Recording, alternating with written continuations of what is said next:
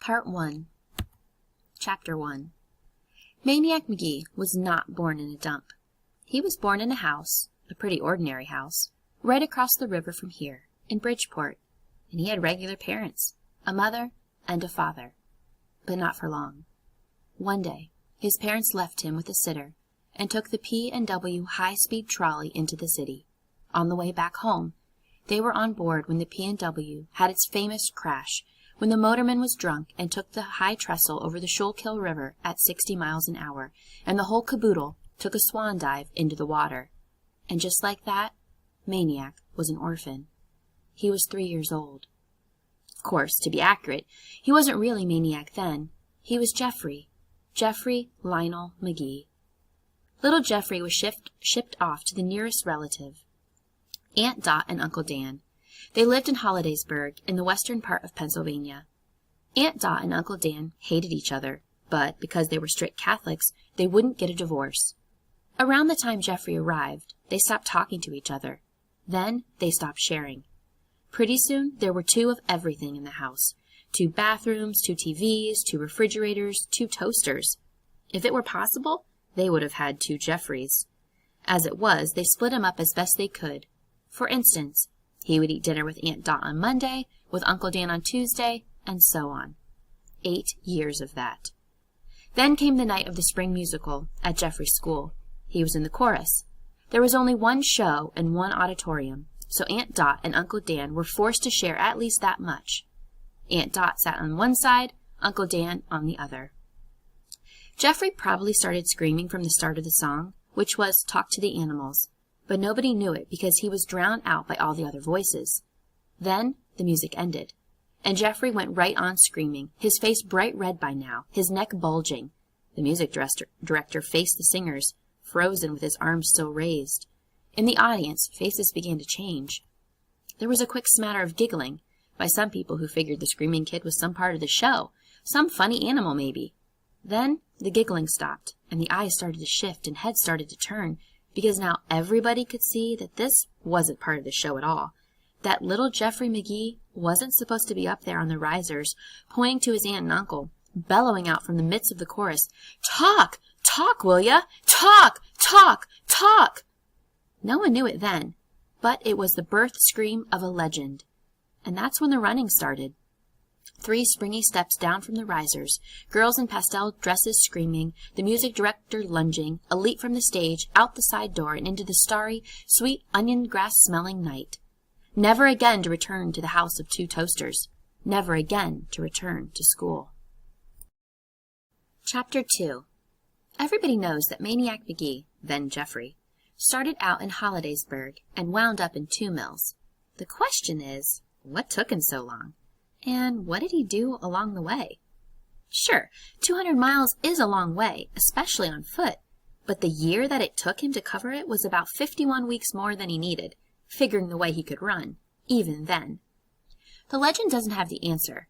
That's why this period is known as the Lost Year. And another question, why did he stay here? Why 2 Mills? Of course, there's the obvious answer, that sitting right across the Schuylkill is Bridgeport, where he was born. Yet there are other theories. Some say he just got tired of running. Some say it was the butterscotch crimpets. And some say he only intended to pause here, but that he stayed because he was so happy to make a friend. If you listen to everybody who claims to have seen Jeffrey Maniac Magee that first day, there must have been 10,000 people and a parade of fire trucks waiting for him at the town limits. Don't believe it. A couple of people truly remember, and here's what they saw. A scraggly little kid jogging toward them, the soles of both sneakers hanging by their hinges and flopping open like dog tongues each time they came up from the pavement. But it was something they heard that made him stick in their minds all these years. As he passed them, he said, "Hi!" Just that, "Hi!" And he was gone. They stopped, they blinked, they turned, they stared after him. They wondered, do I know that kid?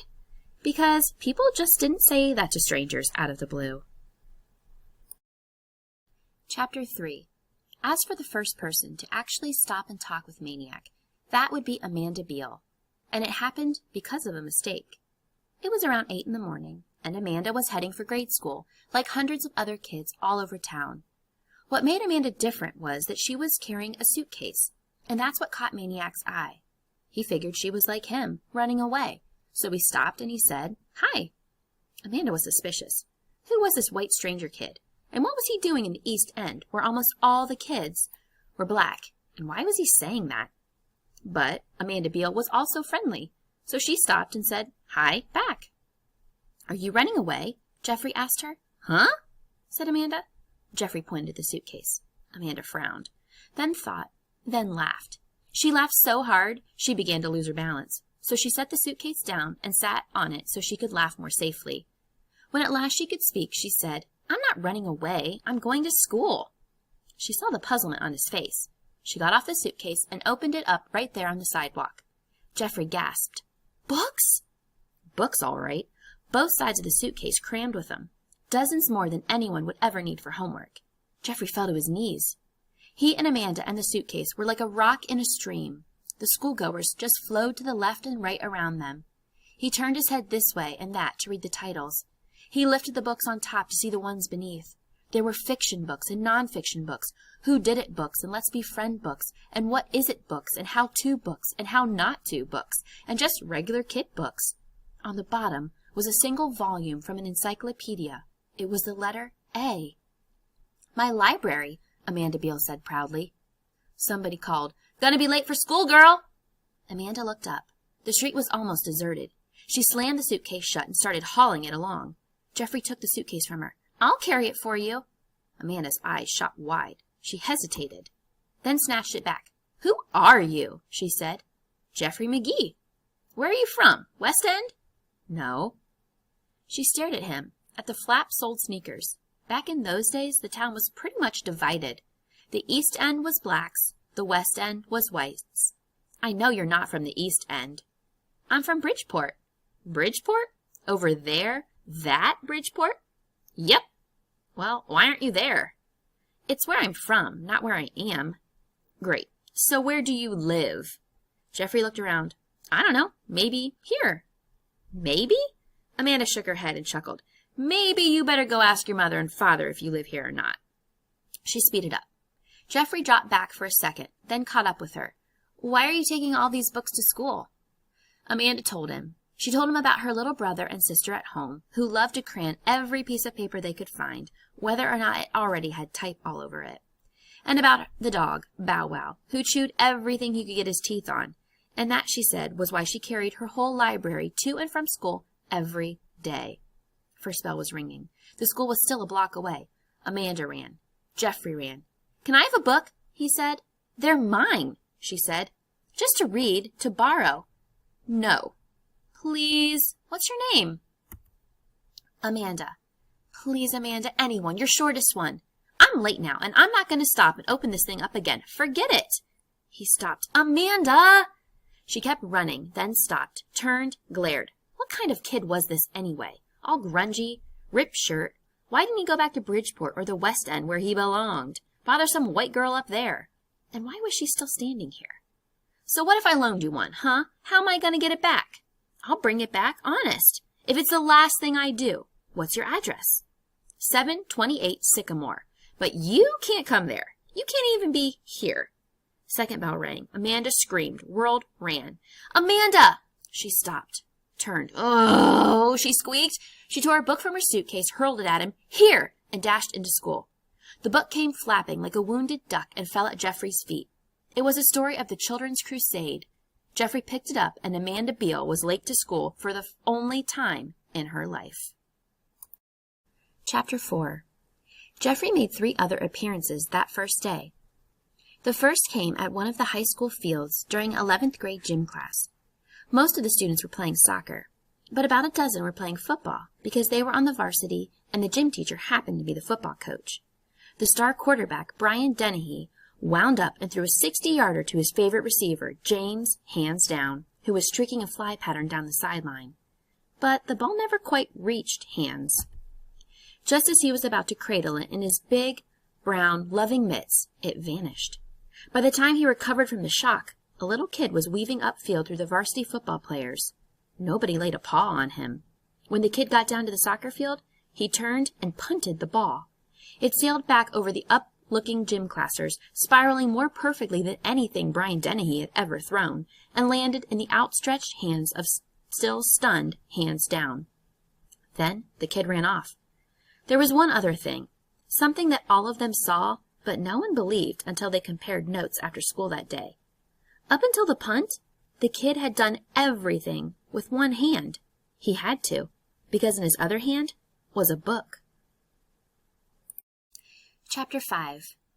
Later on that first day, there was a commotion in the West End. At 803 Oriole Street, to be exact. At the backyard of 803 Oriole Street, to be exacter. This, of course, was the infamous address of Finsterwald. Kids stayed away from Finsterwalds the way old people stay away from Saturday afternoon matinees at a $2 movie. And what would happen to a kid who didn't stay away? That was a question best left unanswered. Suffice it to say that occasionally, even today, if some poor, raggedy, nicotine-stained wretch is seen shuffling through town, word will spread that this once was a bright, happy, normal child who had the misfortune of blundering onto Finsterwald's property. That's why, if you valued your life, you never chased a ball into Finsterwald's backyard. Finsterwald's backyard was a graveyard of tennis balls and baseballs and footballs and frisbees and model airplanes and one-way boomerangs.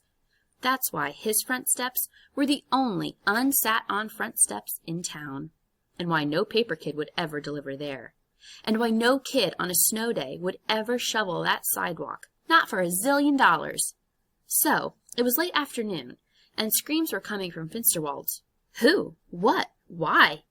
The screamer was a boy whose name is lost to us, for after this day he disappears from the pages of history. We believe he was about 10 years old. Let's call him Arnold Jones. Arnold Jones was being hoisted in the air above Finsterwald's backyard fence. The hoisters were 3 or 4 high school kids. This was one of the things they did for fun. Arnold Jones had apparently forgotten one of the cardinal rules of survival in the West End. Never let yourself be near Finsterwald's and the high school kids at the same time. So there's Arnold Jones, held up by all these hands, flopping and kicking and shrieking like some poor Aztec human sacrifice, about to be tossed off a pyramid. No, please, he pleads, please. So of course they do it. The high schoolers dump him into the yard. And now they back off, no longer laughing, just watching. Watching the back door of the house, the windows, the dark green shades. As for Arnold Jones, he clams up the instant he hits the ground. He's on his knees now, all hunched and puckered. His eyes Google at the back door, at the doorknob. He's paralyzed, a mouse in front of a yawning maw of a python. Now, after a minute or two of breathless silence, one of the high schoolers thinks he hears something. He whispers, "Listen." Another one hears it. A faint, tiny noise, a rattling, a chittering, a chattering, and getting louder. Yes, chattering teeth. Arnold Jones's teeth. They're chattering like snare drums. And now, as if his mouth isn't big enough to hold the chatter, the rest of his body joins in. First it's a buzz-like trembling, then the shakes, and finally it's as if every bone inside him is clamoring to get out. A high schooler squawks, "He's got the Finsterwallies!" Yeah, they yell, and they stand there cheering and clapping. Years later, the high schoolers' accounts differ. One says the kid from nowhere hopped the fence. Hopped it without ever laying a hand on it to boost himself over. Another says the kid just opened the back gate and strolled on in. Another swears it was a mirage, some sort of hallucination possibly caused by evil emanations surrounding 803 Oriole Street. Real or not, they all saw the same kid. Not much bigger than Arnold Jones, raggedy, flap-soled sneakers, book in one hand. They saw him walk right up to Arnold. They saw Arnold look up at him and faint dead away. Such a bad case of the Finsterwallies did Arnold have that his body kept shaking for half a minute after he conked out. The phantom Samaritan stuck the book between his teeth, crouched down, hoisted Arnold Jones' limp carcass over his shoulder, and hauled him out of there like a sack of flour. Unfortunately, he chose to put Arnold down at the one spot in town as bad as Finsterwald's backyard, namely Finsterwald's front steps. When Arnold came to and discovered this, he took off like a horsefly from a swatter. As the stupefied high schoolers were leaving the scene, they looked back. They saw the kid, cool times 10, stretch out on the forbidden steps and open his book to read.